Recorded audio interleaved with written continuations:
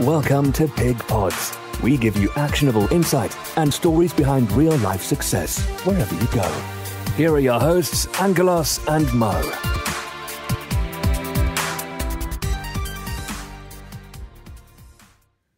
Hello everybody, my name's Angelos. And hello, it's Mo. Today we are very lucky to have George Cowcher with us. And in this episode of Pig Pods we have a really special guest with George, in the fact that I think it will bring a massive amount of value to our listeners and will hopefully give us a slightly different take on business, entrepreneurship and success. So today George is currently the Chief Executive of the Devon Chamber of Commerce and has a pretty incredible CV covering inward investment into the UK as well as various chief executive roles at chambers across the UK. George Cowcher, welcome to Pig Pods. Thank you. George, Pig Pods is all about getting under the bonnet of success, and today we want to discuss both your own professional career and success, as well as the traits of successful businesses and business people you have seen in your career as Chief Exec at various chambers. So, to start with, can you take us back to the beginning of your career and how you got started in business? So I'm a chartered town planner, so I did town planning at university, but I always had a great interest in economic development. So a little time in local government, wherever it goes, but not the place one wants to stay enormous time. That I went into consultancy at a fairly early stage, really on the economic development side, and became quite specialised in bringing Japanese investment to the UK. So I brought Honda to Swindon, some of the investment of Sony to South Wales, and other companies that have come here. Recessions took me then into development agencies. Did quite a lot of work in the Middle East at one stage as well, and then from One North East, which was the development agency set up by Sir John Bridge, which was really the start of the RDAs. I then moved into Chambers of Commerce, and I've run the North East Chamber of Commerce. I created the East Midlands Chamber of Commerce, and I'm down here now trying to sort out Devon. Wow! And so, just to pick up on one of those points there, when you were bringing inward investment in and things like that, what was key to securing those deals? Do you think was it that how did you sell the UK to the foreign countries?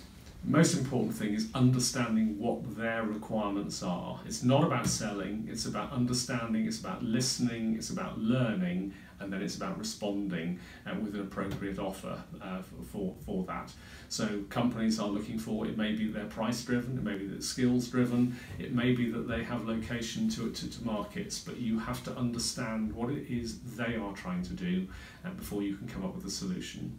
And presumably there's a culture difference in dealing with Middle Easterns compared to how we do business over here. Any distinct characteristics that stand out in your mind? Yes, Japanese take a long time to take a decision, but once they've taken it, that's unlikely to change.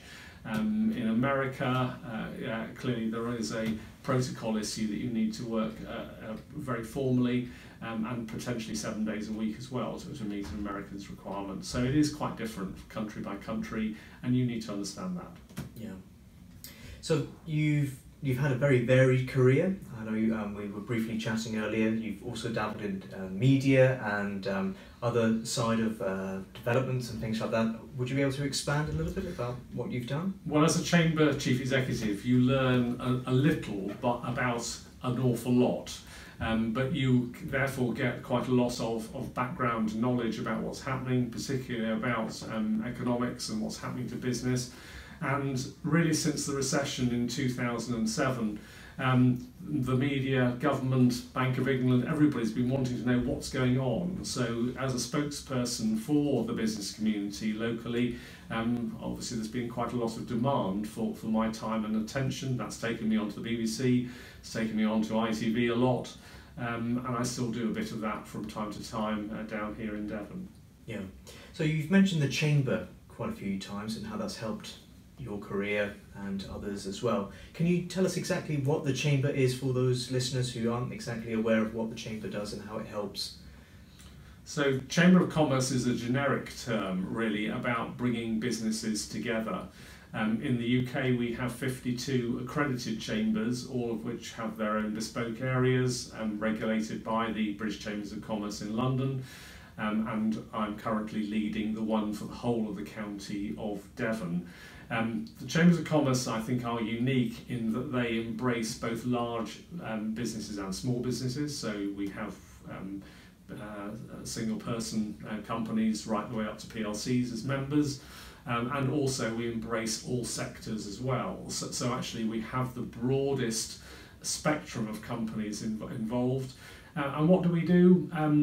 Here in Devon, really, we have three areas which we're particularly interested in. One is about business to business. How do we help business get more and better business in terms of what they're doing? How do we showcase the companies? How do we actually attract attention?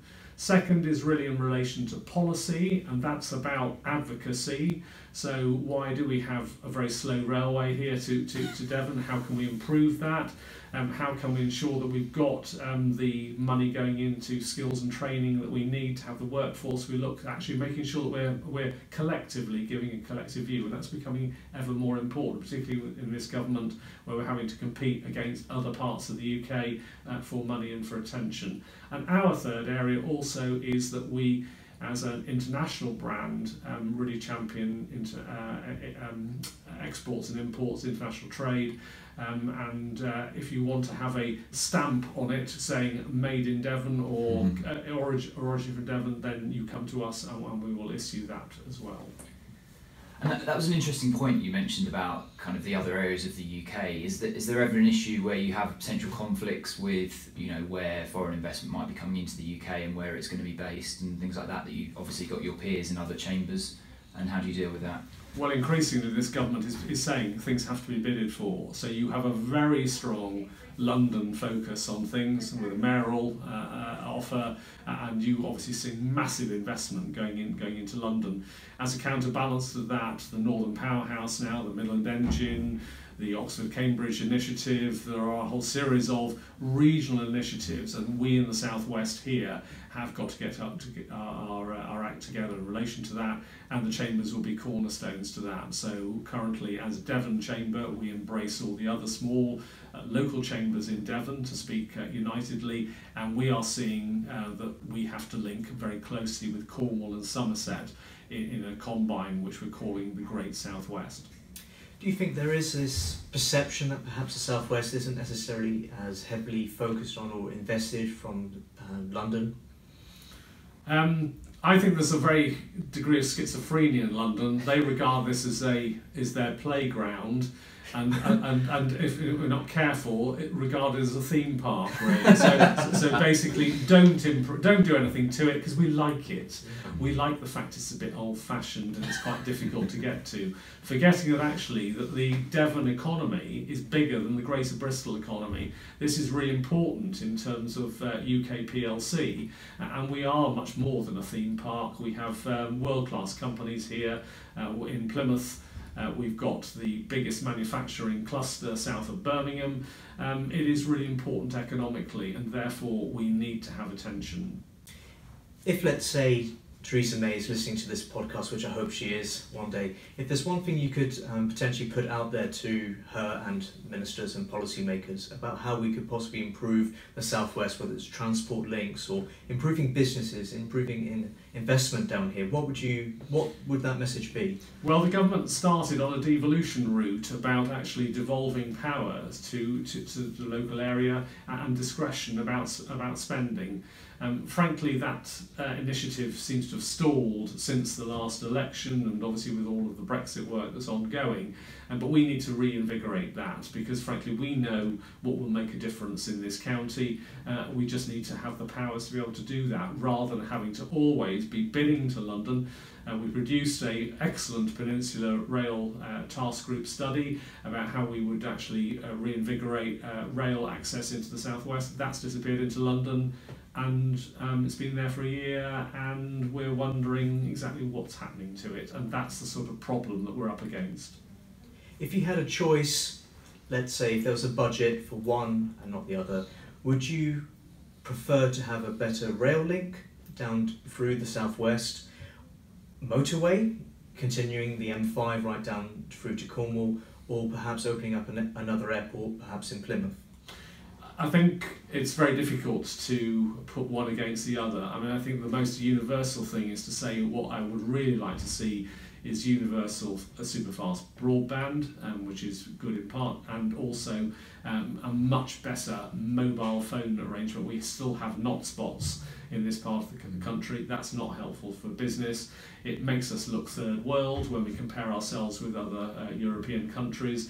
Frankly, those are two priorities that we've got to get right. But we also need investment in road, rail, and not necessarily investment. We need to organise ourselves better in relation to air. We already have got airports at Newquay and Exeter and in Bristol, and it's how do we get connectivity in and out of those airports to support them. Brilliant. So we wanted to also talk about in this interview the traits that you've seen in the businesses and the business people that you've seen throughout your career that have really garnered the most success, and the businesses that have been able to weather the storms of political change, tax changes and kind of market disruptions globally. So is there anything that you can pinpoint in either the business leaders or the businesses themselves that have been particularly resilient? Well, it's managing risk. I mean, all business is risky, and it's those businesses that actually manage risk in a sensible way. You can't eliminate risk. You have to take choices, and in terms of how you deal with it. I think those businesses that I've seen that have been the most successful have tended to be those that have focus in terms of what they're trying to do, but also have a breadth of vision as well. So those that are connected, those that understand what's going on, and those that are not wrong-footed by events, because clearly events do happen. And I'm old enough now to have lived through about 3 or 4 recessions, and I know how testing that is. I think business generally, though, is in much better shape now than it was 10 or certainly 15 years ago, just largely because of the challenges that we've had to face. You mentioned Brexit earlier, and we're right in the middle of negotiations. How do you think Brexit is going to affect both the UK as well as the Southwest economy and businesses? What must people do to be aware of and perhaps plan? Well, it's already having an effect now. So you've already seen significant inflationary pressures, and we're up over 3% now, and we could go significantly higher than that. Some of that is due to the fall of the value of the pound, and ever more uncertainty in relation to Brexit will just push the pound further down. Clearly also implications for interest rate rises as well, also associated with that. We as a chamber believe that no deal is the worst possible deal, and that would have some really, really serious damaging effect on companies locally and nationally. There has got to be some deal. I was with an aerospace company this morning. The aerospace industry is very integrated with Europe. We do not operate as an island, and anybody that wants to return to that kind of activity, frankly, we are going to be significantly poorer if we do that. So we've got to have arrangements and hopefully as tariff-free and as barrier-free for many of our companies going forward. The issue for us is urgency now. We've lived with this level of uncertainty now for getting on for 18 months, and there's only so long that businesses can put off investment decisions and key decisions, and so therefore we do need to see clarity over this winter about exactly where we're going in relation to Brexit. In terms of some predictions that perhaps you'd like to make, looking into your crystal ball, pulling on your years of experience and also the various companies that you speak to on a day-to-day basis, what's your view specifically from maybe the development sector? What's their current thinking? Are they worried about what's coming along? We've had a pretty good year so far this year. I think the majority of businesses in all sectors are reasonably happy with it. But there is a quite noticeable slowdown happening, particularly noticing that in the development sector, where some construction companies are not as busy as they were, and there seems to be capacity opening up again. And that's a pretty good bellwether in relation to the economy. The key indicator for us is always employment. Whilst employment is going up and more people are in employment, there's more money being spent in the economy. If that goes into reverse, that's when we all need to be very, very concerned. So that's a key indicator that we all need to keep looking at all of the time. But business doesn't like uncertainty, and that's there is a general feel of unease about not knowing exactly where we're going. We sometimes get that at this time of year, but I think it's a bit more marked this year because there are some very big issues that have got to be resolved in 2018. Yeah, and like you said, the market does not like uncertainty, and Brexit, and we have this rather interesting character across the pond threatening to nuke a certain country all the time. It doesn't help for stability. If inflation should start rising, which we see is already happening, we've hit 3% and it starts going northwards, the government will have no choice but to look at interest rates as well. How do you think that will put pressure on businesses from a local right through to a national perspective? Well, of course, interest rates actually sit with the Bank of England, and obviously they are looking at that whole fiscal matter. Clearly, I think we've not seen an interest rate rise for 10 years. I think the bank is now looking at that quite seriously, and as a chamber we are engaging heavily with them in terms of looking at what the implications of that are because for many companies and many individuals, they've just not seen interest rates at more traditional levels. The difficulty once inflation starts to rise is how do you choke it off, and so therefore as you've seen in America, interest rates have risen quite substantially there in some fairly large chunks. We believe that once interest rates start rising here, they will continue to do so for a little while. So we may be moving into a different phase, and once again that produces uncertainty. Although for investors that may actually begin to produce returns from investments, which once again may have an impact on the property industry as well, because for many people they've had a much better return from property than they've had from other forms of investment. So we may be moving into a new era in 2018. Yes, and with London prices at the moment, I think we mentioned that they are slowly decreasing. I think we've had a potential mini bubble the past 5-6 years. So in your experience, do you believe that perhaps the bubble will explode, or do you think it will just slowly deflate as investors pull their money out and invest elsewhere? There's still demand for accommodation of all types, both commercial and residential. Our population still continues to rise, and there is a significant homeless element and young people who aspire. The difficulty is properties are too expensive at the moment, so I think there may well become a downward pressure. I don't think they're going to implode. But affordability is going to be, I think, more crucial in the future, and perhaps the sort of free reign rises that we've seen over the last 3 or 4 years, I think, are unlikely to be matched in the near future. George, there's quite a lot of talk about kind of Bitcoin and blockchain these days, so just wanted to get your view on where you think that's going to go, whether you think that's a particular bubble or whether you think that's actually a really useful bit of technology that could be harnessed by business in the future. The answer is I don't know. The answer is I am quite conservative on these matters, and I think that's quite a specialist area. I think we're all aware of financial instruments that have not proved to be advantageous, and I think people need to be wary about what appears to be a sort of money-making machine at the moment, which may not be there. And I quite like tangible notes and coins in some respects to know exactly where my money is and exactly what it's worth. So yes, it's a phenomenon. It's coming in. I suspect that in a few years' time we won't be able to ignore it. But at the moment, I would always issue a note of caution to businesses thinking of getting involved in that era. I think we've seen, I think there's a house purchases going through now, which is interesting. Quite a big one, wasn't there, recently? It was a few £1 million, I think, or at least being advertised. But George, we always ask our guests on this podcast what success means to them, because it's different for everyone. So in your eyes, what does the word success mean to you? Success means progress.